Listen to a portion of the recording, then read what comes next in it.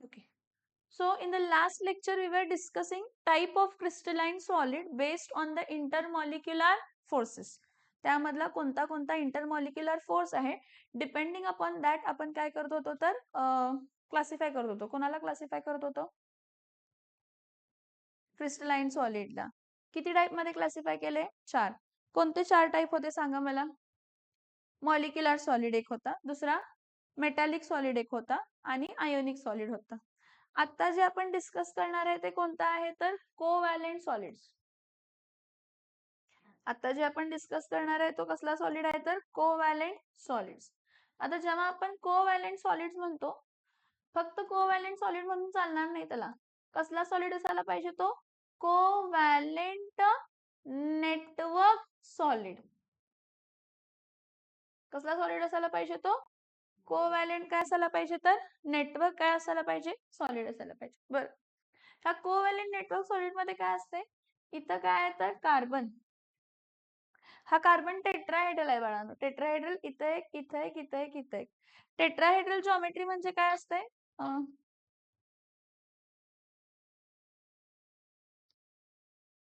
एक पेन द्या फक्त मला.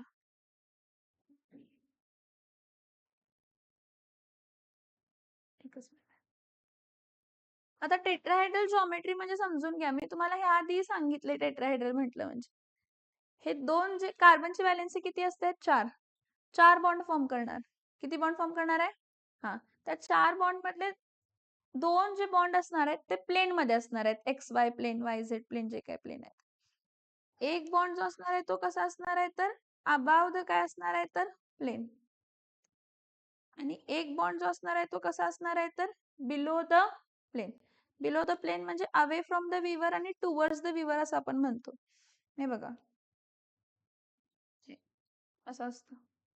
ह्यातला हा जो ग्रे कलरचा आहे आणि हा जो रेड कलरचा आहे हा इन द प्लेन आहे.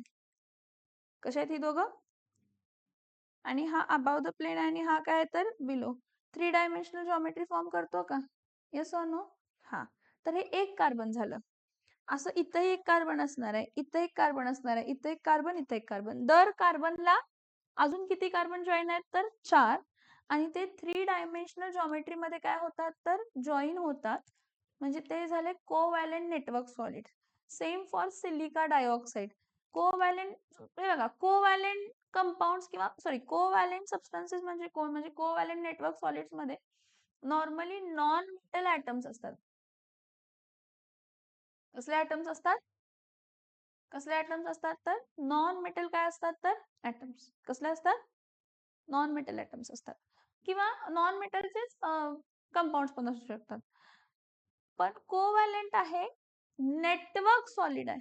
नेटवर्क सॉलिडचं मीनिंग काय आहे की तो 3 डायमेन्शनली अरेंज होणार आहे. कसं अरेंज होणार आहे? कसं अरेंज होणार आहे? 3 डायमेन्शनली. 3 डायमेन्शनली अरेंज असणार आहे आणि त्यामध्ये स्ट्रॉंग कोव्हॅलेंट बॉन्डिंग असणार आहे. फोर्स ऑफ अट्रॅक्शन स्ट्रॉंगर असणार आहे. त्यासाठी त्यांनी दाखवले की कार्बन जर असा 3 डायमेन्शनली आहे तर हा डायमंड फॉर्म झालाय बघा.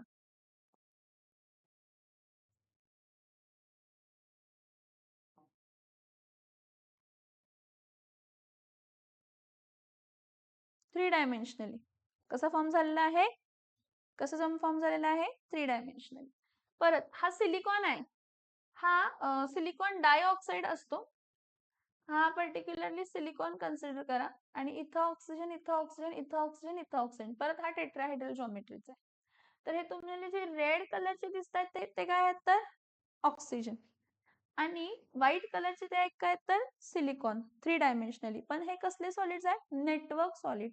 म्हणजे जिथपर्यंत तुम्ही बघत जाशीला, जिथपर्यंत तुम्ही बघत जाशीला तिथपर्यंत तुम्हाला हेच मिळणार आहे स्ट्रक्चर कोव्हॅलेंट नेटवर्क. खूप मोठे मोठे नेटवर्क्स फॉर्म झालेले असणार आहेत. आता इथं त्यांनी दिलंय हा ग्रेफाइट. काय दिलंय? पण एक लक्षात घ्या की ग्रेफाइट कोव्हॅलेंट नेटवर्क सॉलिड आहे, पण कोव्हॅलेंट नेटवर्क सॉलिडच्या प्रॉपर्टीज फॉलो करत नाही. कारण कोव्हॅलेंट नेटवर्क सॉलिड्स हार्ड असतात. कोव्हॅलेंट नेटवर्क सॉलिड्स हार्ड असतात. त्याचा हाय मेल्टिंग आणि बॉइलिंग पॉइंट असतो. आणि नॉर्मली ते बॅड कंडक्टर ऑफ काय असतात तर heat and electricity. Covalent network solids. पण ग्रेफाइट जो आहे हा सॉफ्ट असतो आणि गुड कंडक्टर ऑफ काय असतो तर इलेक्ट्रिसिटी. का तर ग्रेफाइट मध्ये लेयर्स फॉर्म होतात. काय फॉर्म होतात? हा, मग त्या लेयर्स मध्ये पहिल्या लेयर मध्ये ना, ग्रेफाइटच्या पहिल्या लेयर मध्ये काय असते हे मी ड्रॉ करून दाखवलं, तुम्हाला आठवतंय का बघा ह्याबद्दल?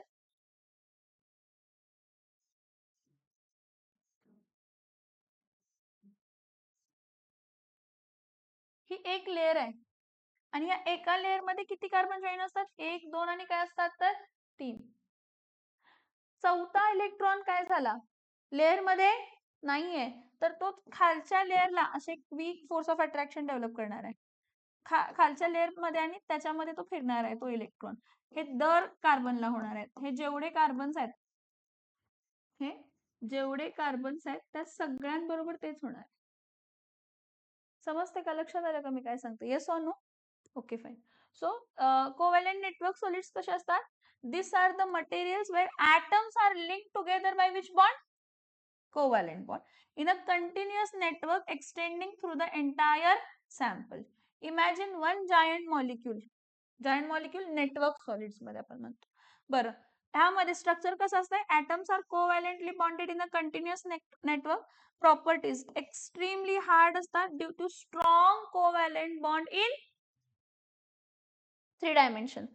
High melting and काय असते तर boiling point, because breaking this network requires breaking many strong covalent bond. Poor conductor of electricity, कारण इलेक्ट्रॉन सगळे बिझी असतात बॉन्डिंग मध्ये. पण एक्सेप्शनल केस आहे काय? ग्रेफाइट. ग्रेफाइट नेटवर्क सॉलिड आहे पण तो हार्ड नाही आहे, तो सॉफ्ट आहे आणि फ्री इलेक्ट्रॉन मुळे it is a good conductor of electricity. आता हे जे नेटवर्क सॉलिड आहे त्याचं example diamond, quartz, silicon carbide वगैरे आहेत. पण ह्यामधलाच एक क्रिस्टलाइन सॉलिड आहे ज्याला आपण ग्रेफाइट म्हणतो. त्यामध्ये कोव्हॅलेंट बॉन्डिंगच असते पण तो एक्सेप्शनल केस आहे. काय तो लिहून घ्या.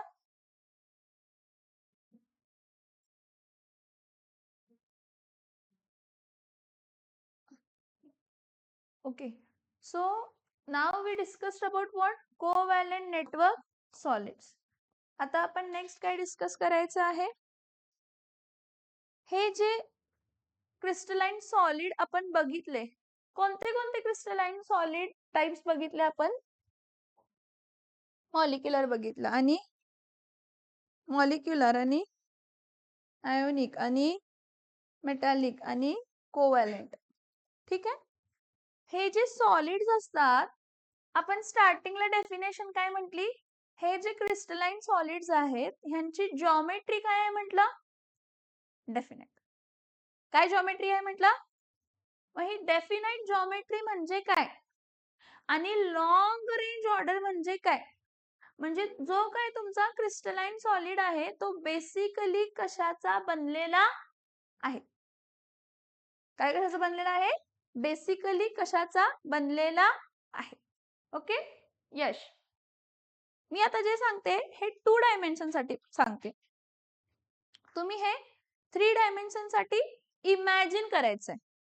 मी सांगताना 2 डायमेन्शन साठी सांगतेय आणि यश हे इमॅजिन करताना 3 डायमेन्शन साठी करायचंय. तू बेस्ट करू शकतोस. कारण कारण कारण काय असेल रे यश? नाटक करतोयस ना? तेच 3 डायमेन्शन आलं की त्यात. ओके, ठीक आहे. इथं बघा, हे 2 डायमेन्शनली मी एक सॉलिड ड्रॉ करते. नॉर्मली कोणताही सॉलिड घेतला, क्रिस्टलाइन सॉलिड, कोणताही क्रिस्टलाइन सॉलिड घेतला त्यामध्ये जे कॉन्स्टिट्युएंट पार्टिकल असणार आहेत ते कशा कशाचे असणार आहेत? कॉन्स्टिट्युएंट पार्टिकल काय काय असू शकतात? मॉलिक्युल्स काय असू शकतात? Crystalline solid, sorry crystalline salts काय असू शकतात? मेटल ॲटम्स काय असू शकतात? नॉन मेटल ॲटम्स असेच असणार आहेत ना? ठीक. ह्याला आपण इथं कन्सिडर करताना काय कन्सिडर करायचं? कशा आहेत ते? Spherical in nature. कशा आहेत हे कॉन्स्टिट्युएंट पार्टिकल?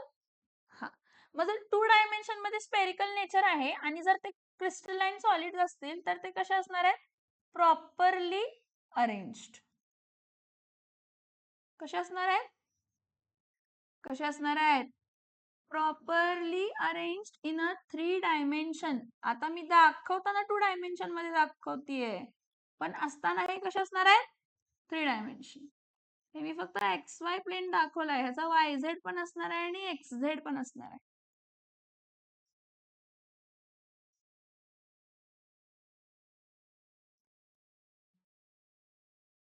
ही 2 डायमेन्शन अरेंजमेंट आहे. ठीक आहे? ओके. ह्याचे सेंटर्स घ्यायचे. काय घ्यायचे याचे? ओके, ह्याचे सेंटर्स घ्यायचे. ह्या जे काही कॉन्स्टिट्युएंट पार्टिकल्स आहेत ह्याचे सेंटर घ्यायचे आणि ते जे काही सेंटर्स आहेत, जे काय सेंटर्स आहेत त्याला आपण हॉरिझॉन्टली आणि व्हर्टिकली लाईन ड्रॉ करायची त्या थ्रू. काय ड्रॉ करायची? सो मी हॉरिझॉन्टली काय करते, लाईन ड्रॉ करते आणि व्हर्टिकली पण काय करते तर लाईन ड्रॉ करते. जर मी हे हॉरिझॉन्टल आणि व्हर्टिकल लाईन ड्रॉ केल्यानंतर ना तुम्हाला काहीतरी पॅटर्न रिपीट होताना दिसतोय का? कसला तरी पॅटर्न रिपीट होताना दिसतोय का? कसला तरी पॅटर्न रिपीट होताना दिसतो का? परफेक्ट एवढे सेंटरला नाही आहेत, पण एक पॅटर्न रिपीट होतोय त्यामध्ये. होतोय का रिपीट? काय होतोय? स्क्वेअर. हे इंटरसेक्शनमुळे फॉर्म झालेला पॅटर्न. इंटरसेक्शनमुळे फॉर्म झालेला पॅटर्न. आता स्क्वेअर म्हणू शकत नाही, आपल्याला दिसताना आपण स्क्वेअर माहित असते म्हणून सांगतो. लेंथ आणि ब्रेथ त्याला काहीतरी क्वाड्रिलेटरल म्हणू शकतो आपण त्याला. Yes or no? फॉर्म झाला काय? ठीक आहे. बरं, हे 3 डायमेन्शन जर अरेंज केलं, कसं अरेंज केलं? तर 3 डायमेन्शन मध्ये मला असा काहीतरी पॅटर्न रिपीट होताना दिसेल.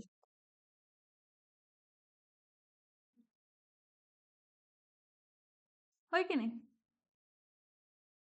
3 डायमेन्शन मध्ये असा पॅटर्न रिपीट होणार आहे. Yes or no? येस. आता बघा, हे जे काय पॉइंट्स आहेत ना, इथं इथं इथं हे पॉइंट्स आहेत, ऍक्च्युली इंटरसेक्शन पॉइंट्स आहेत. हे जे इंटरसेक्शन पॉइंट्स असतात, या इंटरसेक्शन पॉइंटला आपण काय म्हणतो तर लॅटाईस पॉइंट. काय म्हणतो आपण ह्याला? काय म्हणतो आपण ह्याला? Lattice points. आणि हे जे लॅटाईस पॉइंट्स आहेत हे अरेंज होतात. खूप सारे अरेंज झाले ना, खूप सारे लॅटाईस पॉइंट आहेत ना. हा खूप साऱ्या लॅटाईस पॉइंट्सच्या अरेंजमेंटला, खूप साऱ्या लॅटाईस पॉइंटच्या अरेंजमेंटला काय म्हणतो तर space lattice.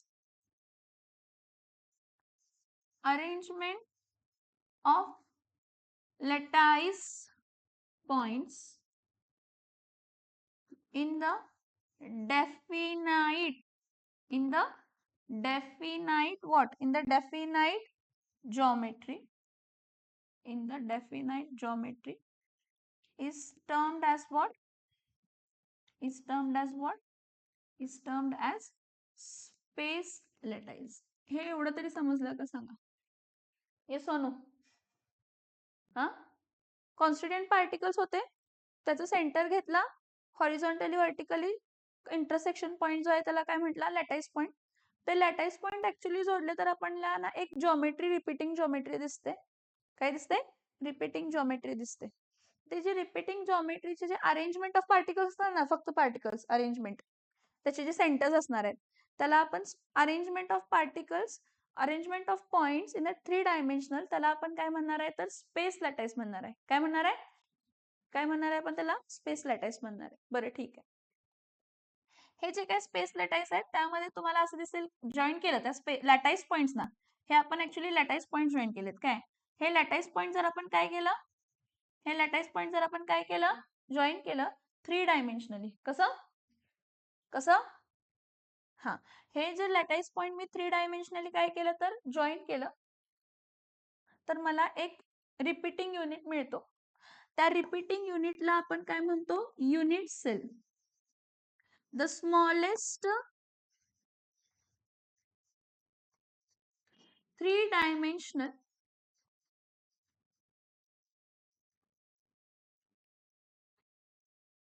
repeating unit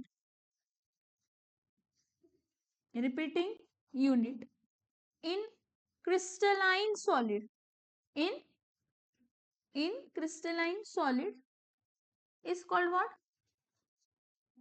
Is called what? Unit cell. आणि हा युनिट सेल डिसाइड करतो की तुमच्या क्रिस्टलाइन सॉलिडचे प्रकार आहेत वेगवेगळे पुढे. मग तो कोणता प्रकार असणार आहे, कसा अरेंज असणार आहे, कसा अरेंज असणार आहे हे कोण सांगतं? तर युनिट सेल. इथं मी एवढा मोठा ड्रॉ केलाय पण एवढा मोठा नसतो तो, आपल्याला समजण्यासाठी ड्रॉ केलेला आहे तो. पण ठीक आहे, मग हे युनिट सेल असणार कसं? हे बघा, हा क्युबॉइड कन्सिडर केला तरी पण चालेल, काइंड ऑफ क्युबॉइडच आहे हा. लेंथ, ब्रेथ आणि काय आहे तर हाईट, 3 डायमेन्शन आहे. तर हा युनिट सेल कसा असणार आहे त्यावरती त्याची टाइप क्रिस्टल सिस्टीम डिफाइन होते, जे आपण पुढे बघतो. तर युनिट सेल जो आहे त्या युनिट सेल जो आहे तो 6 पॅरामीटर्स वरती डिपेंड राहतो. तो जो युनिट सेल आहे तो किती पॅरामीटर्स वरती डिपेंड राहतो? 6 पॅरामीटर्स वरती डिपेंड राहतो. मग हे 6 पॅरामीटर्स कोण आहेत ज्यावरती डिपेंड राहतं? हा तर सगळ्यात पहिला तर एज लेंथ, ए बी आणि काय तर c. Edge length a b आणि सी. कोणते एज लेंथ आहेत? ए बी आणि काय तर सी. मग angle between b and c, हे बघा 6 पॅरामीटर्स आहेत, त्यामधले पहिले 3 पॅरामीटर्स कोण आहेत तर एज लेंथ. पहिले 3 पॅरामीटर्स कोण आहेत? एज लेंथ ए बी आणि काय आहे तर सी.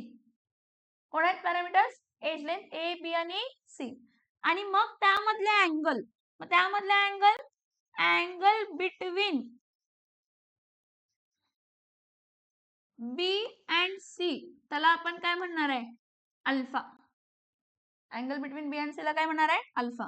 परत angle between a and c, yes, angle between a and c, angle between a and c ह्याला आपण काय म्हणणार आहे तर बीटा. आणि दुसरा angle between a and b म्हणजे हा वाला खालचा, हा वाला खालचा. समजते का? एक मिनिट, इथं बघा, हा परत बी आहे ना आणि हा ए आहे. अँगल बिटवीन ए अँड बी काय असणार आहे तर गॅमा. सो तुमचा युनिट सेल काय असणार आहे, कोण असणार आहे, त्याचं नाव काय, हे की कशावरती डिपेंड राहते? 6 पॅरामीटर्स. कोणते 6 पॅरामीटर्स आहेत? Edge length a b c आणि त्याच्या अँगल्स. बी अँड सी मधल्या अँगललाच अल्फा म्हणायचं, ए अँड सी मधल्या अँगललाच बीटा म्हणायचं आणि ए अँड बी मधल्या अँगललाच गॅमा म्हणायचं. समजतंय? Yes or no? Yes or no? ठीक आहे. सो नॉर्मली ह्या युनिट सेल वरून 7 बेसिक क्रिस्टल सिस्टीम डिफाइन झाली. ह्या युनिट सेल वरून. कशावर ना? ह्या युनिट सेल वरनं, म्हणजे युनिट सेलच्या लेंथ, ब्रेथ, हाईट आणि त्यामधल्या अँगल पासून किती क्रिस्टल सिस्टीम डिफाइन झाले? 7 क्रिस्टल सिस्टीम्स. म्हणजे 7 क्रिस्टल सिस्टीम्स काय म्हणतो तर तेवढे प्रकारचे युनिट सेल होते. 7 प्रकारचे युनिट सेल दिसले जेव्हा नॉर्मली स्टार्टिंगला स्टडी केलं. काय म्हटलं मी तुम्हाला? जेव्हा स्टार्टिंगला स्टडी केलं तेव्हा किती क्रिस्टल सिस्टीम दिसले? 7. आता ते 7 क्रिस्टल सिस्टीम कोणते कोणते होते तर एक होता क्यूबिक, दुसरा होता टेट्रागोनल, तिसरा होता ऑर्थोरोम्बिक, चौथा होता मोनोक्लिनिक, पाचवा होता ट्रायक्लिनिक, सहावा होता हेक्सागोनल. काय होता? हेक्सागोनल. आणि सातवं जे होतं ते कोण होतं तर रोम्बोहेड्रल.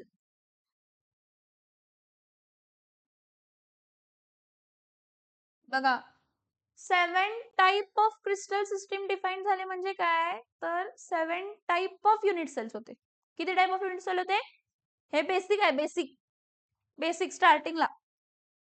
मग ते कसे कसे वेगळे होते तुम्ही म्हणा, 7 क्रिस्टल सिस्टीम कसे डिफाईन केले, तर डिपेंडिंग अपॉन त्याच्या एज लेंथचा रिलेशन आणि त्याच्या angles between what? Angles between age lengths. Angles between what?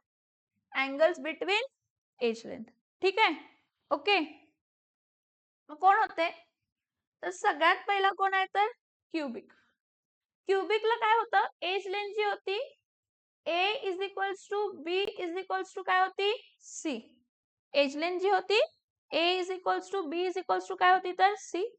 आणि अँगल बिटवीन एज लेंथ्स कोण आहे? अल्फा इज इक्वल्स टू काय होता?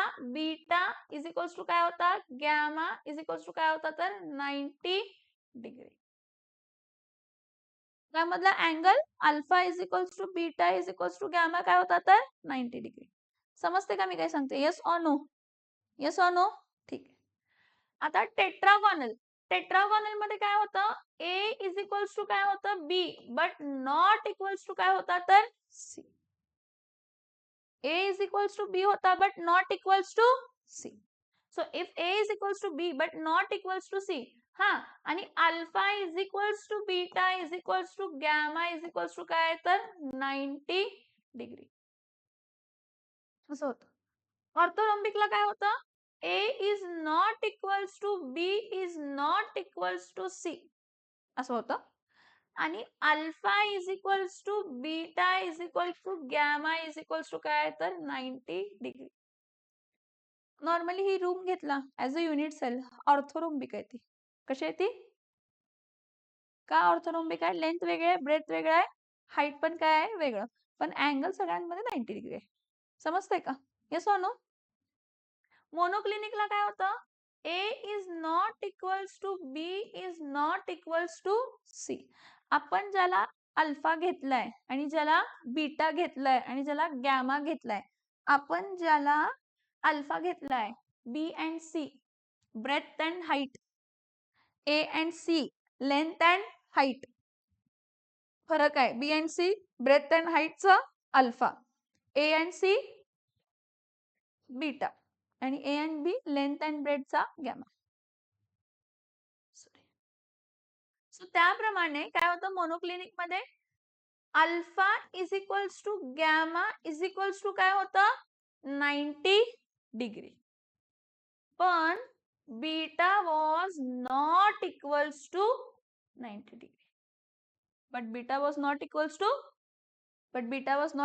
टू समझ में आ रहा है? यस और नो? ठीक है. आता ट्रायक्लिनिक मध्ये A is not equals to B is not equals to C. And your alpha is not equals to beta is not equals to gamma is not equals to 90 degree. समझ में आ रहा है? Yes और no? Fine. हेक्सागोनलला काय होता? A is equals to B होता but not equals to काय होता? C. A is equals to काय होता? but not equals to C. And alpha is equals to beta is equals to 90 degree होता. पण जो गॅमा होता तो इक्वल्स टू काय होता तर 120 डिग्री. गॅमा म्हणजे बेस मधला अँगल हेक्सागोन आहे 120 असणार. ठीक आहे. रोम्बोहेड्रल इंटरेस्टिंग आहे. A is equals to B is equals to C होता. Alpha is equals to beta is equals to gamma is not equals to 90 degree. Alpha is equals to beta is equals to gamma आहे but not equals to काय तर 90 degree. 90 degree इतका नव्हता. Actually हे ना तुम्हाला cancel केले portion मधून, म्हणजे एज लेंथचं रिलेशन कॅन्सल केले. हे तुम्हाला विचारणार नाहीये, पण हे तुम्ही लिहून घ्या आणि फक्त लक्षात ठेवा की 7 crystal system, basic crystal system जे आले त्यांचे युनिट सेल का वेगळे होते, तर त्यांचे एज लेंथ वेगळे होते. काय वेगळे होते? एज लेंथ वेगळे होते आणि बॉन्ड अँगल्स मध्ये म्हणजे एज लेंथ आणि त्यामधल्या अँगल्स मध्ये काय होता तर फरक. समजते मी काय सांगितलं? ठीक. हे 7 बेसिक होते. पण एक मॅथमॅटिशियन होता ब्रेवाइस म्हणून. कोण मॅथमॅटिशियन होता? आणि त्या ब्रेवाइसनं काय म्हटलं की जे तुमचे हे असणार आहेत ना, क्रिस्टल लॅटाइस सिस्टीम. क्रिस्टल कशी सिस्टीम? क्रिस्टल लॅटाइस सिस्टीम म्हणजे अरेंजमेंट ऑफ पार्टिकल्स. हे टोटल 14 प्रकारचे असू शकतात. ज्याला आपण किंवा आपण त्याला नाव काय दिलं तर 14 ब्रेवाइस लॅटाइस सिस्टीम. जे 14 सिस्टीम्स दाखवले, लॅटाइस पॉइंट्स दाखवले, त्याला आपण काय म्हणतो तर ब्रेवाइस लॅटाइस. कारण ब्रेवाइस न दाखवले, मॅथमॅटिशियन न सगळं calculation. So he was a mathematician and he calculated all the crystal systems around him and he concluded की 7 basic crystal system आहेत, पण अरेंजमेंट जी कॉन्स्टिट्यूएंट पार्टिकल्स आहेत. 7 बेसिक क्रिस्टल सिस्टीम कशावरती झाले? एज लेंथ आणि त्यामधल्या अँगल. पण त्यामध्ये जे अरेंजमेंट ऑफ कॉन्स्टिट्यूएंट पार्टिकल्स आहेत ते किती प्रकारचे असू शकतात? 14 प्रकारचे. बरं, 14 प्रकारचे कसे असू शकतात हे समजण्याआधी थोडं बेसिक समजून घेऊया. जे तुमचं युनिट सेल असते ना, कोण असते? Unit cell. हा युनिट सेल ऍक्च्युली 2 प्रकारमध्ये आपण क्लासिफाय करतो.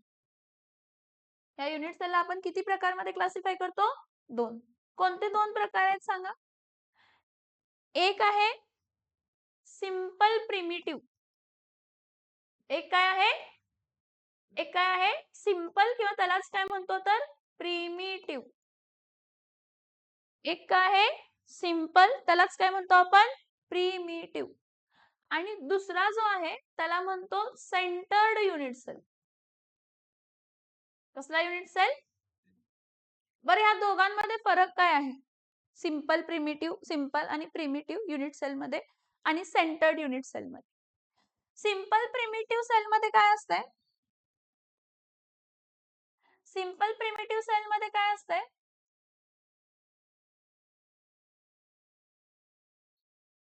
हा सिंपल प्रिमिटिव्ह युनिट सेल आहे. ह्या सिंपल प्रिमिटिव्ह युनिट सेल मध्ये आपल्याला असं दिसतं की जे काही कॉन्स्टिट्यूएंट पार्टिकल्स आहेत ते फक्त कुठे आहेत तर कॉर्नरलाच आहेत. हे मी ओपन स्ट्रक्चर दाखवते, म्हणजे फक्त पॉइंट दाखवते. इथं कॉन्स्टिट्यूएंट पार्टिकल असणार, इथं कॉन्स्टिट्यूएंट पार्टिकल असणार, इथं कॉन्स्टिट्यूएंट पार्टिकल असणार, इथं कॉन्स्टिट्यूएंट पार्टिकल असणार आहे, इथं कॉन्स्टिट्यूएंट पार्टिकल असणार आहे आणि इथं कॉन्स्टिट्यूएंट पार्टिकल असणार. ऍक्च्युली पॅकिंग वेगळं असतं, तेही दाखवते मी पॅकिंग कसं असतं. हा, पहिले जर लक्ष द्या की हे फक्त मी जागा दाखवली की तो कॉन्स्टिट्यूएंट पार्टिकल कुठे कुठे असणार आहे. मग सिंपल प्रिमिटिव्ह मध्ये एखाद्या युनिट सेलला हेक्सागॉन सोडून द्यायचं, हेक्सागॉन सोडून बाकीचे जे राहिलेले आहेत त्याला किती कॉर्नर्स असतात? 8. आणि त्या 8 कॉर्नर्सलाच फक्त कॉन्स्टिट्यूएंट पार्टिकल आहेत. ते सोडून आणि कुठेही कॉन्स्टिट्यूएंट पार्टिकल तर तो सिंपल प्रिमिटिव्ह. तर तो सिंपल प्रिमिटिव्ह. समजतंय का? Yes or no? Yes or no? Yes or no? Okay. नाव सेंटर्ड जे आहे, सेंटर्ड युनिट सेल 3 प्रकारचे असतात.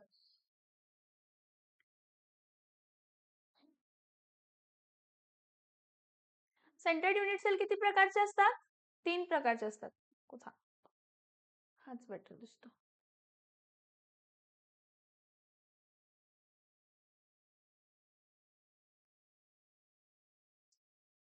सेंटर्ड युनिट सेल 3 प्रकारचे असतात. कसे 3 प्रकारचे असतात?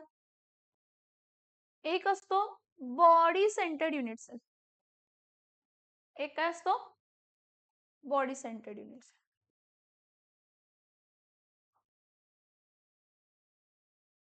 ह्याचं मीनिंग काय बॉडी सेंटर्ड युनिट सेलचं? बॉडी सेंटर्ड युनिट सेलचं मीनिंग असं आहे की 8 कॉन्स्टिट्यूएंट पार्टिकल्स 8 कॉर्नर्सला असणारच आहेत.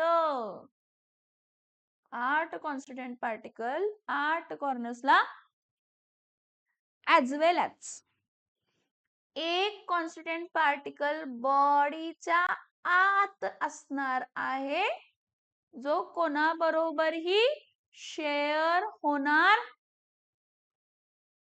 ठीक आहे. हे फक्त मी अरेंजमेंट कॉन्स्टिट्यूएंट पार्टिकलची दाखवते. ओपन स्ट्रक्चर आहे, क्लोज स्ट्रक्चर म्हणजे काय ते पण सांगते. हा, बॉडी सेंटर्ड मध्ये काय असते? 8 कॉन्स्टिट्यूएंट पार्टिकल 8 कॉर्नरला असणारच आहेत अजून एक कॉन्स्टिट्युएंट पार्टिकल असणार आहे जो बॉडीच्या सेंटरला असणार आहे. नेक्स्ट कोण आहे सांगा? हा वाला, ह्याला आपण म्हणूया फेस सेंटर्ड युनिट सेल. कसला युनिट सेल? कसला unit cell? Face centred unit cell. ह्या फेस सेंटर्ड युनिट सेल मध्ये पण पहिला बेसिक तर असणारच आहे, कारण पहिले 8 कॉन्स्टिट्युएंट पार्टिकलला 8 कॉर्नरला असल्यापेक्षा तर युनिट सेल तयार व्हायचा संबंधच येत नाही. सो काय असणार आहे? 8 कॉन्स्टिट्युएंट पार्टिकल 8 कॉर्नर्सला, 8 कॉन्स्टिट्युएंट पार्टिकल 8 कॉर्नर्सला असणारच आहेत. असणारच.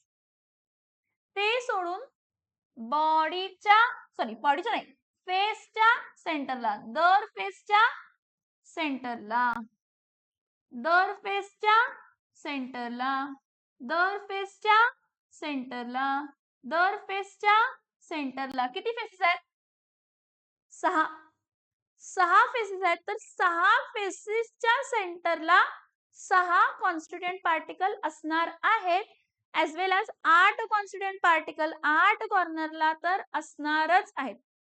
हे फक्त दाखवते arrangement of constituent particle. Packing पण बघायचं आहे आपण. मी परत सांगते, पॅकिंग पण बघायचं आपल्याला. नेक्स्ट जो आहे तो कोणता असतो? तर ह्याला ऍक्च्युली एंड सेंटर्ड नाव देतो आपण. तुमच्या टेक्स्टबुक मध्ये त्याचं नाव काय आहे? तर बेस सेंटर्ड. एंड सेंटर्ड म्हणजेच कोण असतो? तर एंड सेंटर्ड म्हणजेच कोण असतो? तर बेस सेंटर्ड. एंड सेंटर्ड म्हणजेच कोण असतो? एंड सेंटर्ड म्हणजेच कोण असतो? एंड सेंटर्ड म्हणजेच कोण असतो? Base centred. ह्याचं मीनिंग काय आहे एंड सेंटर्ड किंवा बेस सेंटर्डचं? बेसिक तर काय असणार आहेत? 8 कॉन्स्टिट्युएंट पार्टिकल्स कुठे असणार आहेत? 8 कॉन्स्टिट्युएंट पार्टिकल्स 8 कॉर्नरला, 8 कॉन्स्टिट्युएंट पार्टिकल 8 कॉर्नरला असणारच आहेत.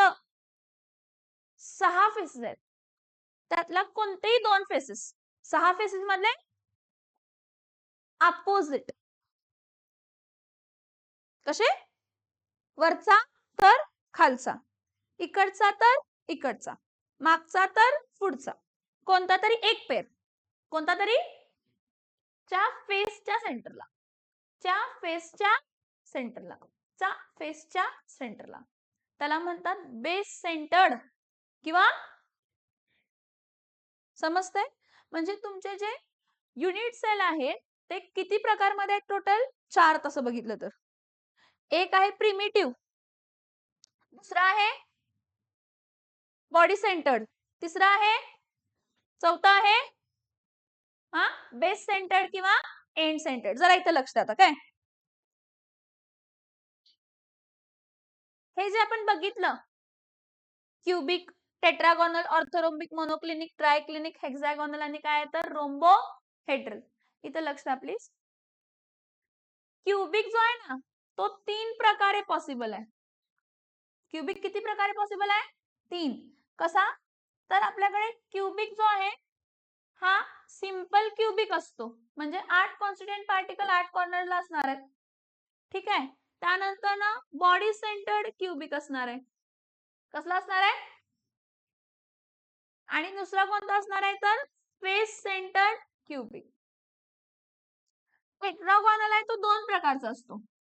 एक असतो सिंपल टेट्रागोनल, 7 चे 7 सिंपल असतातच, 7 च्या 7 सिंपल असतात, 8 कॉन्स्टंट पार्टिकल 8 कॉर्नर. ते सोडून कोणतं असते? तर बॉडी सेंटर्ड टेट्रागोनल, BCT. म्हणजे काय म्हटलं मी तुम्हाला? Body centred tetragonal. ऑर्थोरोम्बिक आहे ना, ऑर्थोरोम्बिक. ऑर्थोरोम्बिक हा एकमेव असा बॉडी आहे ज्याच्यामध्ये 4 पॉसिबल आहेत. 4 पॉसिबल आहेत म्हणजे कोण कोण 4 पॉसिबल आहेत? सिंपल ऑर्थोरोम्बिक पॉसिबल आहे, बॉडी सेंटर्ड ऑर्थोरोम्बिक पॉसिबल आहे, फेस सेंटर्ड ऑर्थोरोम्बिक पॉसिबल आहे. येस, बेसला मी एंड सेंटर्ड ऑर्थोरोम्बिक म्हणते कारण बीबी रिपीट होणार. End centred orthorhombic. Which of the following crystal system has all 4 types of unit cells? Orthorhombic. सीईटीला प्रेमाचा प्रश्न. कसला प्रश्न? प्रेमाचं. बरं. मोनोक्लिनिक. आता मोनोक्लिनिक जेव्हा आपण म्हणतो तर मोनोक्लिनिक मध्ये दोघच असतात. कोण सांगा मोनोक्लिनिक मध्ये दोघं असतात? तर सिंपल मोनोक्लिनिक तर असणारच आहे आणि दुसरा असतो तो एंड सेंटर्ड मोनोक्लिनिक. ट्रायक्लिनिक जो आहे, triclinic, simple triclinic, hexagonal, simple hexagonal, hexagonal आहे sorry, simple hexagonal, rhombohedral, simple rhombohedral. कोण आहे? कोण आहे? Simple rhombohedral. कोण आहे? कोण आहे? Simple rhombohedral. समजतंय का? Yes or no? Yes or no? Count करूया का किती होतात? करूया? होतात कसं होतात बघा. हा 1, हा 2, हा 3, हा 4, हा 5, हा 6, हा 7, हा 8, हा 9, हा 10 आणि हा 11. आणि कुठे गेले? एक मिनिट. हा 11, हा 12 आणि इथं लाल मधलं 13 आणि काय असणार आहे? 14. क्रिस्टल सिस्टीम 7 आहेत डिपेंडिंग अपॉन एज लेंथ. पण depending upon arrangement of constituent particle जे ब्रेवाइस न फाइंड केले ते किती टाइपचे होते? किती प्रकारचे होते? 14. समजते? Yes or no?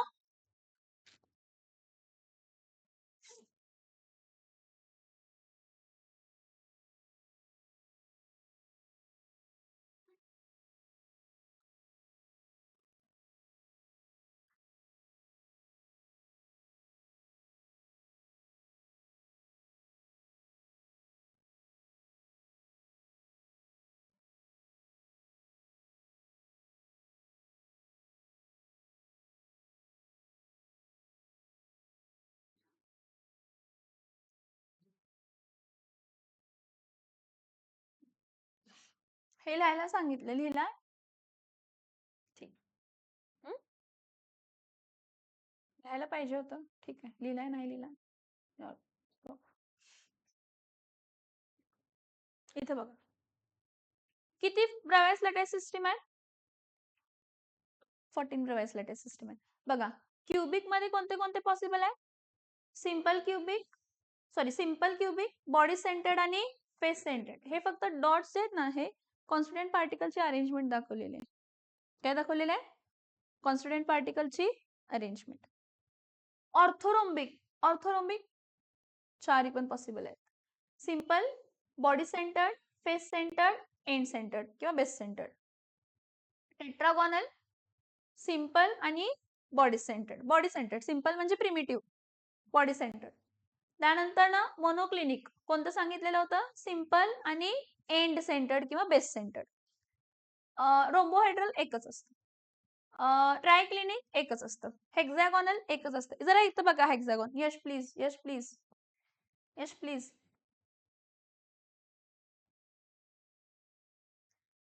हा ए आणि हा काय आहे तर बी, म्हणजे गॅमा अँगल आहे. गॅमा, हा गॅमा अँगल किती असतो तर 120.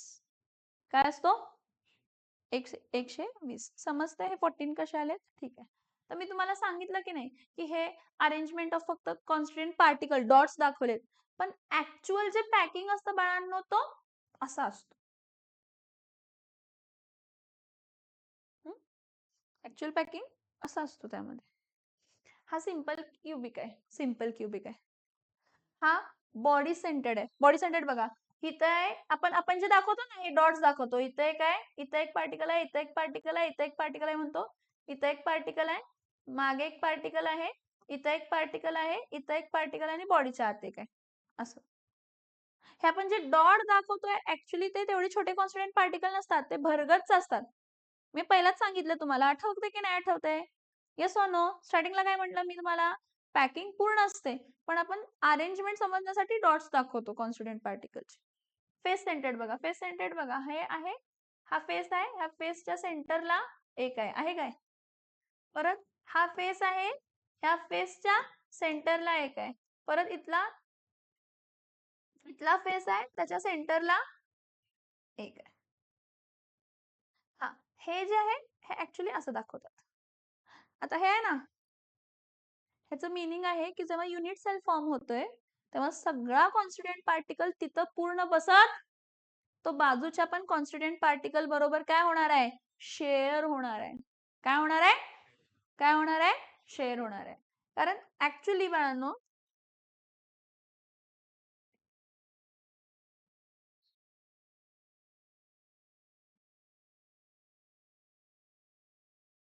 आपण जो कॉन्स्टिट्यूएंट पार्टिकल म्हटला ना, आपण जो कॉन्स्टिट्यूएंट पार्टिकल म्हटला ना, जेव्हा ते अरेंज जातात ना 3 डायमेन्शन मध्ये, तर रिपीटिंग युनिट जो आपल्याला मिळतो, कसला युनिट मिळतो, रिपीटिंग युनिट. तो रिपीटिंग युनिट असा असतो बाळांनो.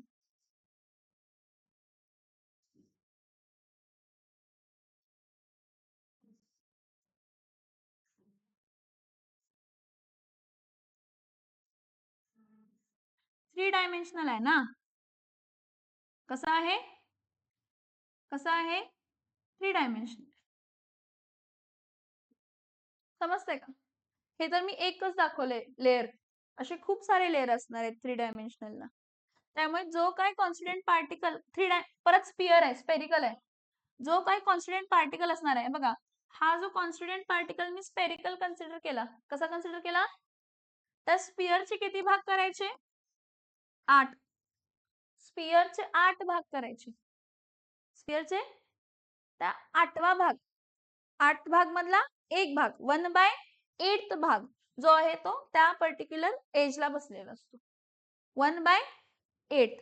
जेव्हा प्रिमिटिव्ह म्हणतो की नाही, काय म्हणतो जेव्हा आपण प्रिमिटिव्ह, जेव्हा आपण काय म्हणतो प्रिमिटिव्ह, हा जो आहे ना स्पियरचा कितवा भाग आहे, 1/8.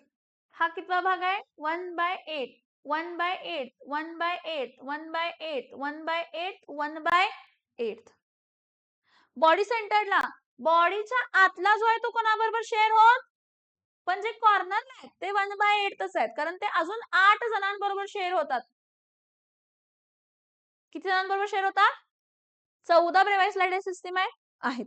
तर 14 ब्रेवाइस लॅटिस सिस्टीम मध्ये जे काही कॉन्स्टिट्यूएंट पार्टिकल कुठे आहेत, कॉर्नरला आहेत, ते किती शेअर होतात, 1/8 तिथं, आणि अजून किती युनिट सेल बरोबर, ते सोडून अजून 7, ते धरून 8, ते धरून, ते धरून, ते धरून, येते लक्षात, येस ऑर नो. इथं बघा रे, हे बघा, हे लॅटाईस पॉइंट्स आहेत. कसले पॉइंट्स आहेत, ह्या लेटेस्ट पॉइंटला आपण जॉईन करतो, मग आपल्याला काय मिळाली, तर क्रिस्टल सिस्टीम. त्यामधला स्मॉलेस्ट रिपीटिंग युनिट कोण असतो, तर युनिट सेल. आणि हा युनिट सेल 3 डायमेन्शनली काय होतो, तर रिपीट होतो. टाइप्स ऑफ युनिट सेल 2 असतात, प्रिमिटिव्ह आणि सेंटर्ड. सेंटर्ड मध्ये किती प्रकार येतात, 3.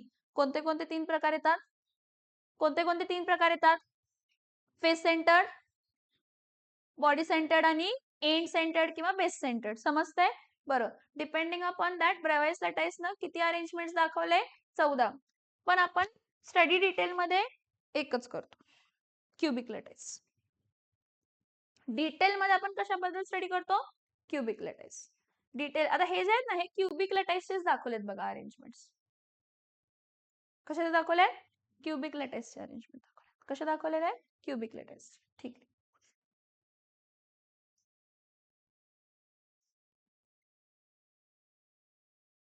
ठीक आहे. So now we are going to focus on whom? Now we are going to focus on whom? आपण कोणावरती फोकस करायचा आहे, क्युबिक युनिट सेल.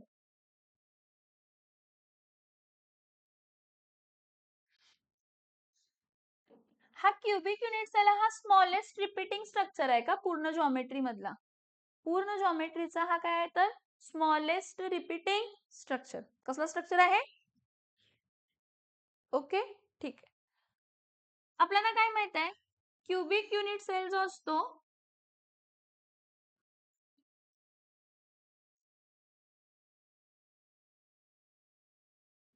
त्या क्युबिक युनिट सेलला ए बी सी आणि त्यातले अँगल्स अल्फा, बीटा आणि खाली काय असते, तर गॅमा. ह्यामधला रिलेशन काय आहे, A is equals to B is equals to C. And alpha is equals to beta is equals to gamma is equals to काय असते तर 90 डिग्री. बरं ठीक आहे. मग हा जो सिंगल युनिट सेल आहे क्युबिक युनिट सेल हा किती प्रकारचा असतो? 3 प्रकारचा. कोणते 3 प्रकार आहेत? कोणते 3 प्रकार आहेत?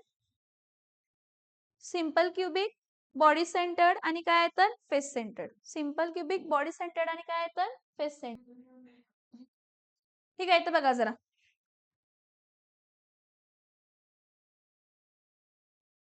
ह्यामध्ये आपण काय डिस्कस करायचे आहे तर number of atoms per unit cell. काय डिस्कस करायचं आहे? कशामध्ये number of atoms per unit cell? Cubic unit cell. कशामध्ये? Cubic unit cell. इथं बघा. Now what we are going to discuss? We are going to discuss number of atoms per unit cell in which system? In which system? Cubic system. बरं, cubic system किती आहेत? हे cubic system किती आहे? 3. सगळ्यात पहिला कोण आहे? Simple cubic. सगळ्यात पहिला कोण आहे? Simple cubic. सिंपल क्युबिकला मी काय म्हटलं? सिंपल क्युबिकला म्हटलं 8 constituent particles. 8 constituent particles are present where? Are present at 8 corners of unit cell. 8 corner of unit cell, but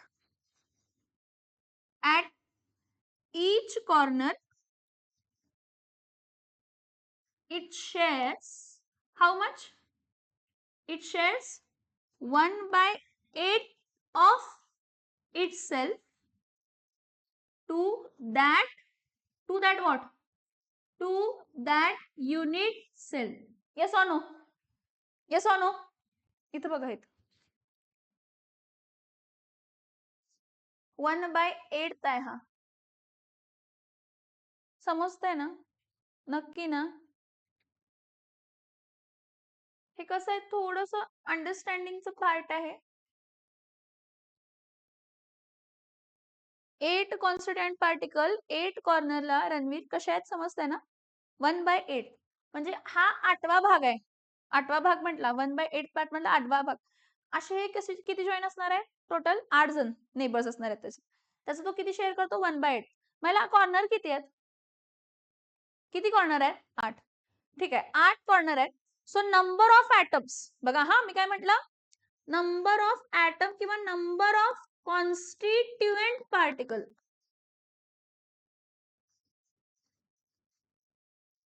in a single simple cubic unit cell. In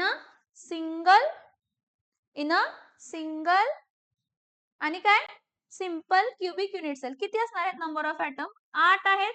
8 कॉर्नरला share किती होतात? 1/8 म्हणजे ह्यांना मी जर जोडत गेले एक पार्टिकल फॉर्म. समजते का? समजते का? Yes or no? So how many number of particles are present in a simple cubic unit cell? 1. तो काय 1 पूर्ण नाही. सगळे 8 कॉर्नरचे जे 8 1/8 आहेत ते काय केले? जोडले. तर असं का? असं का? असं का बघतोय आपण की त्यामध्ये नंबर ऑफ पार्टिकल्स किती असणार आहेत? तर आपण पुढचा पॉइंट एक आहे पॅकिंग इफिशियन्सी. काय आहे पुढचा पॉइंट? काय आहे पुढचा पॉइंट? ते डिस्कस करायचं. पॅकिंग इफिशियन्सी म्हणजे तो युनिट सेल किती भरगच्च आहे किंवा किती मोकळा आहे. कारण तो किती भरगच्च आहे किती मोकळा आहे त्यावरती डिपेंड राहणार आहे की तो सॉलिड कसा बनणार. काय कसा बनणार? काय कसा बनणार? सॉलिड. समझ में आ रहा है? यश समझ में आ रहा है? ठीक. नेक्स्ट बघा परत नेक्स्ट कॉन्स्टिट्यूएंट पार्टिकल कोण असतो? Next constituent particle next constituent unit cell कोण आहे तर बॉडी सेंटर्ड युनिट सेल.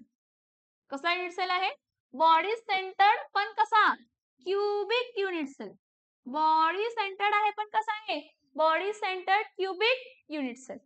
आता या body centred cubic unit cell मध्ये काय होत आहे तर आपण काय बघितलं 8 constituent particles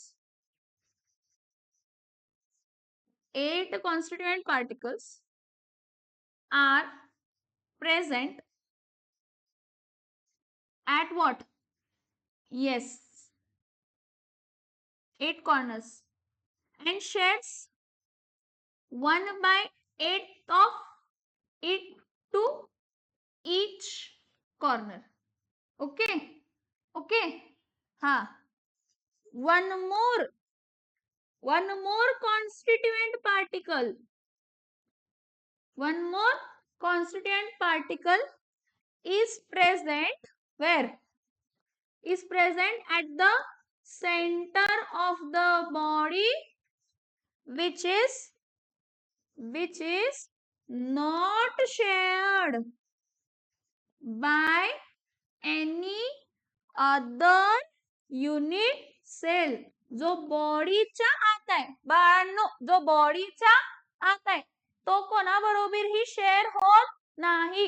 जो बॉडीच्या आत आहे समजते का बॉडीच्या आतला शेअर होतो का कोणाबरोबर म्हणजे तो पूर्ण एक. हा ठीक आहे ना तो पूर्ण एक ना बॉडीच्या आतला एक आणि 8 कॉर्नरला 8 होते ते किती शेअर होणार आहेत 1/8 1/8 म्हणून ते काय होणार आहे 1 म्हणजे टोटल पार्टिकल्स किती झाले समजतंय यस और नो.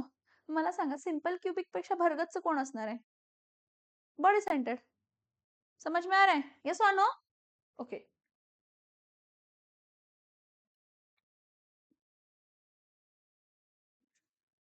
इथं बघा. So number of constituent particles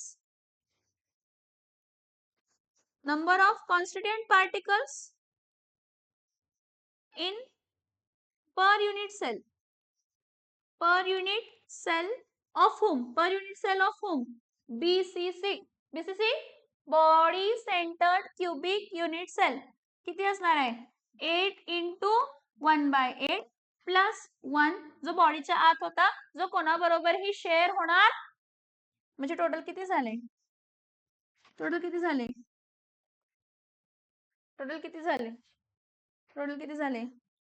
समझ में आ रहा है यस और नो नाउ नेक्स्ट कोण आहे रे फेस सेंटर. नेक्स्ट कोण आहे फेस सेंटर्ड. फेस सेंटरचं काय आहे अनुज फेस सेंटर्ड कसं असणार आहे पहिला 8 constituent particles are present at 8 corners which shares how much 1/8 to each unit 1/8 of it 1/8 of it to the unit cell. ठीक है ओके. अभी फेसेस का देखो total 6 constituent particles are present at 6 face centers but shares how much 1/2 but shares 1/2 of each to per unit cell. per unit cell ला किती 1/2. इथं बघा हा बघा नारळ बघा नारळ असते नारळाला 2 इक्वल पार्ट्स मध्ये ब्रेक केला हाफ होतो ना हा तसा इथल्या युनिट सेलला तो किती शेअर होणार आहे? हाफ. आणि वरच्या युनिट सेलला किती शेअर होणार आहे? हाफ. तसाच हा पण इथल्या युनिट सेलला हाफ आणि वरच्या युनिट सेलला हाफ. म्हणजे किती होणार बाळांनो? येस 3. सो किती असणार आहे? म्हणजे इथं सो टोटल किती असणार आहे? Total constituent particle in FCC, total constituent particles in FCC, total constituent particles in FCC किती असणार आहे? हे बघा 8 कॉन्स्टिट्यूएंट पार्टिकल 8 कॉर्नरला आहे, 1/8 शेअर होतात. 6 कॉन्स्टिट्यूएंट पार्टिकल आहे, हाफ शेअर होतात. सो टोटल किती असणार आहे? 4 कॉन्स्टिट्यूएंट पार्टिकल. समजते? येस और नो? येस और नो? समजते? नाही समजते? समजते नाही समजते? हा ठीक आहे, फाइन.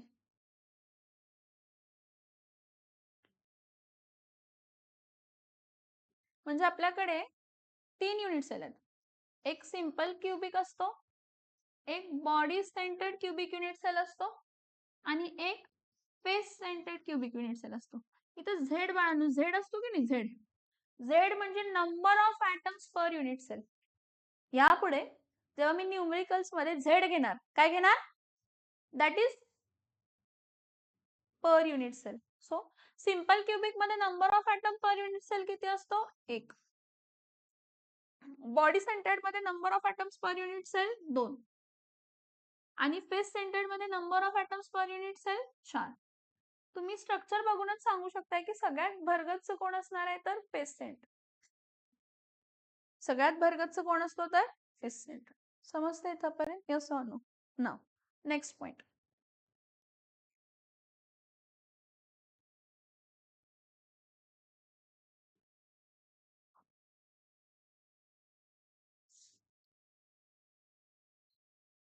हे काय झालंच नाही बघ.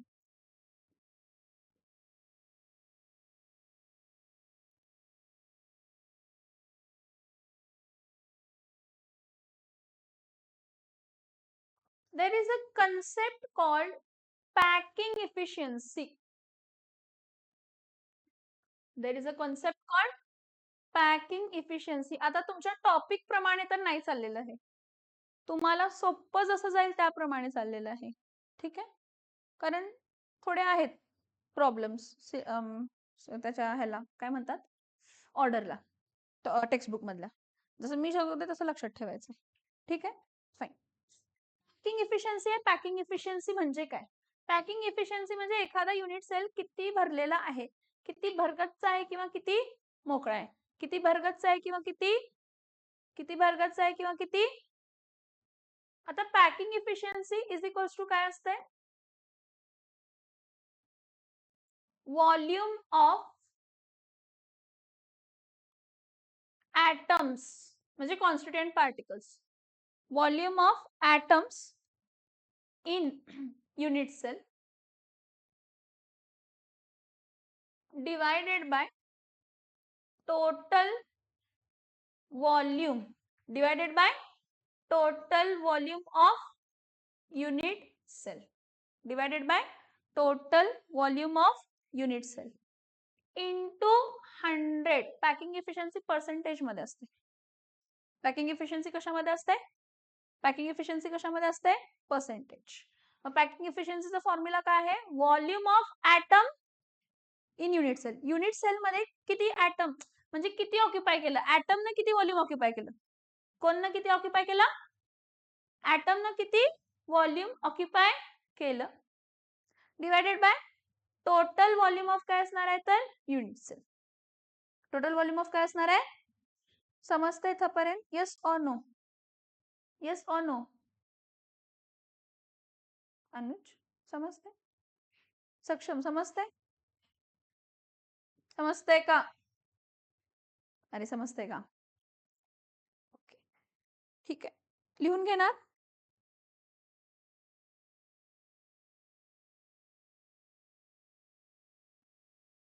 सांगते की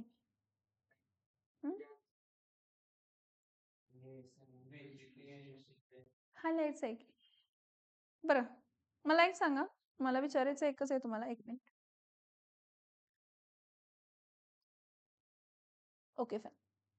आता आपण समजून घेऊया पॅकिंग एफिशियन्सी दर ह्याची. सिंपल क्युबिकची कशी फाइंड करायची, बॉडी सेंटरची कशी फाइंड करायची, आणि कोण सांगा, फेस सेंटरची कशी फाइंड. आणि हे तिन्ही इम्पॉर्टंट आहेत आणि हे तिन्ही येतात एक्झामला. Derive the packing efficiency of body centered unit cell, derive the packing efficiency of face centered unit cell. Simple cubic युनिटचं डेरिवेशन येत नाही कारण तो सोपा असतो, येत नाही कारण सोपा असतो. ठीक आहे, इथं बघा.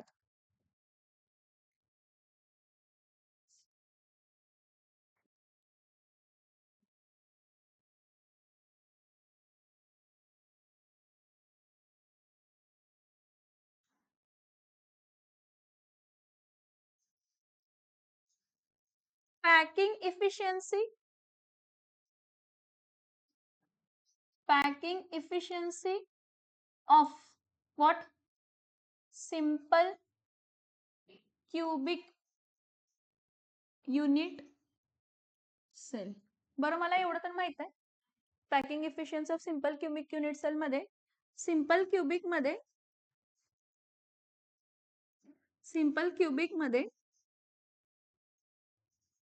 number of atoms per unit cell किती असतात? Number of atoms per unit cell 1. कसं? कारण 8 कॉर्नर्स आहेत आणि तो शेअर किती होतो तर 1/8. म्हणजे हा 8 कट झाला आणि राहिला काय तर 1. तर इथं लक्ष जरा.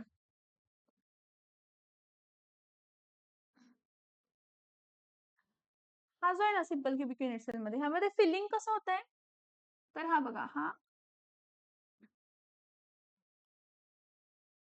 असा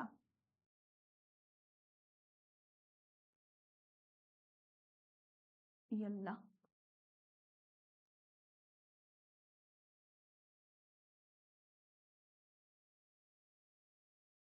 असं बसलंय हा युनिट सेल. हा जो कॉन्स्टिट्यूएंट पार्टिकल आहे की नाही, हा 1/4 बसला म्हणतो ना, 1/8 बसला म्हणतो ना आपण इथं, हा एवढा भरलाय. जरा लक्ष द्या काय मी जे सांगते ते समजून घ्या, प्लीज समजून घ्या.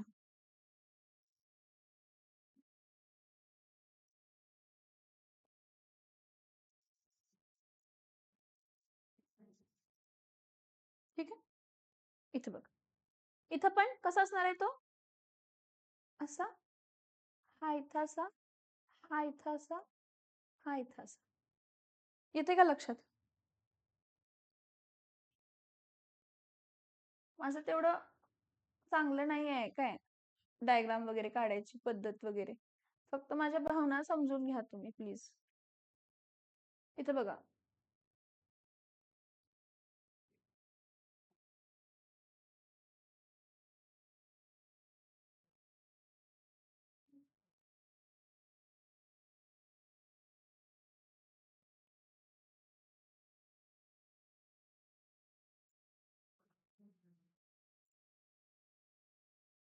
हे समजलं? मला इथे सांगायचं काय माहितीये तुम्हाला, की हा जो एज लेंथ आहे ना, एज लेंथ, हा एज लेंथ जो आहे, हा edge length a is equals to 2r आहे बाळांनो. कोण आहे? Edge length is equals to काय आहे? का 2r आहे सांगा? तो स्पियर आहे की नाही, स्पियर त्याचा सेंटर आहे ना, तो ह्या स्पियर टू इथं चिटकलाय, हा स्पियरचा इथं चिटकलाय, बरोबर, हा स्पियरचा इथं चिटकलाय, म्हणजे एज लेंथ काय येतं? 2r, 2 टाइम्स द रेडियस आहे. काय आहे? काय आहे? 2 टाइम्स द, हा पण तसं नाही घ्यायचं डायमीटर. ठीक आहे, फाईन. मग volume of atom in unit cell, volume of atom in unit cell किती असणार आहे सांगा? Volume of atom unit cell काय असणार आहे? एकच ॲटम आहे, स्पेरिकल असतो, आणि स्पियरचा व्हॉल्यूमचा फॉर्म्युला काय आहे? Yes, volume of atom in unit cell काय असणार आहे तर 4/3 इंटू पाय आर काय असणार आहे तर क्यूब. एका ॲटमचा आहे आणि सिंपल क्युबिक मध्ये एकच ॲटम आहे, त्यामुळे ह्याला volume of atom in unit cell of simple cubic काय असणार आहे तर 4/3 into pi r cube. 4/3 into pi r cube into 1, कारण एकच ॲटम आहे. This is the volume of unit cell. Okay fine. Fine, ठीक. What is the volume of unit cell? Yes, what is the volume of unit cell? Volume of unit cell काय असते तर ए cube असते. काय असते? काय असते? ए क्यूब. आता ह्या व्हॉल्यूम ऑफ ऍटम मध्ये पण तुम्ही चेंज करू शकताय, आर क्यूबचं व्हॅल्यू चेंज करू शकताय. कसं आर क्यूबचं व्हॅल्यू चेंज करणार बघा, मी काय लिहिणार, r is two r is equals to काय आहे तर A. Two r is equals to काय आहे तर A. So r is equals to काय असणार आहे? A by two. मग ए बाय टू म्हणजे तर काय येणार आहे, 4/3 इंटू पाय इंटू ए बाय 2 चा क्यूब. येस और नो? येस और नो? म्हणजे हा काय येणार आहे, 4/3 इंटू पाय ए क्यूब बाय काय येणार आहे तर 8. 4 1 जा आणि 4 2 जा, म्हणजे पाय ए क्यूब अपॉन 3 2 जा 6. व्हॉल्यूम ऑफ 1 युनिट सेल झालं, सॉरी व्हॉल्यूम ऑफ ऍटम झालं, एका ऍटमचं व्हॉल्यूम झालं. सिंपल क्यूबिक असेल तर काय असेल तर, आणि व्हॉल्यूम ऑफ युनिट सेल मला माहित आहे ए क्यूब. आपण फॉर्म्युला काय बघितलेला पॅकिंग एफिशियन्सीचा, volume of atoms in a unit cell divided by काय होतं तर total volume of unit cell. Volume of atom in unit cell काय होतं π/6 ए क्यूब डिवायडेड बाय इथं काय होता तर ए क्यूब इंटू काय करणार आहे तर 100. हा ए क्यूब काय झाला, कॅन्सल. सो π/6 इंटू काय येणार आहे तर 100. π/6 3.14 अपॉन 6 इंटू काय येणार आहे तर 100. दॅट इज 52.36 असं काहीतरी येते. नाही 52.36 येते. नाही नाही काढायचं. 3.14 इंटू 100 म्हणजे 52.36 असं काहीतरी व्हॅल्यू येते, ज्याला आपण 52.4 पण कन्सिडर करू शकतो.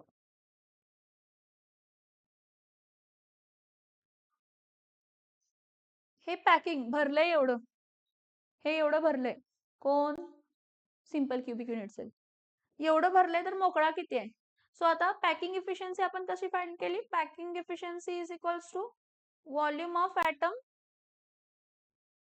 इंटू नंबर ऑफ ऍटम्स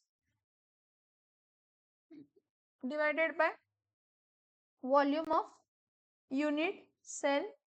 हे सगळं पुट करून मला व्हॉल्यूम किती मिळाली, पॅकिंग इफिशियन्सी 52 पॉइंट क्या मिला तो 4%. ठीक है, ये इतना भरा हुआ है तो एम्प्टी कितना होगा, 100 ना मायनस करायचं म्हणजे ती वॉइड झाली, त्याची एम्प्टी स्पेस झाली. मग वॉइड किती असणार आहे, 100 मायनस 52 पॉइंट काय असणार आहे 4 म्हणजे 47.6. तसं बघितलं तर जो सिंपल क्यूबिक युनिट सेल आहे ना, तो अर्धा एम्प्टी आणि अर्धा भरलेला आहे, 50-50%. आलं का लक्षात? येस और नो? इथपर्यंत समजलं की नाही समजलं? लिहून घ्या, जे बोर्ड वरती दिसते ते लिहून घ्या, लिहून घ्या. जागा नंतर ना लिहा, पक्के नोट्स पाहिजे असेल तर मागे लिहून घ्या, खरं लिहून घ्या, कुठं तर लिहून घ्या, खरं लिहून घ्या. हे इम्पॉर्टंट आहे. डेरिवेशन काय केलंय लक्षात असं, चांगल्या पेज वरती लिही की रे, एकदम मागे पण लिहू नकोस, लिही चांगलं लिहून घ्या. Packing efficiency of simple cubic units. पहिला हा फॉर्म्युला लिहून घ्या पॅकिंग एफिशियन्सीचा.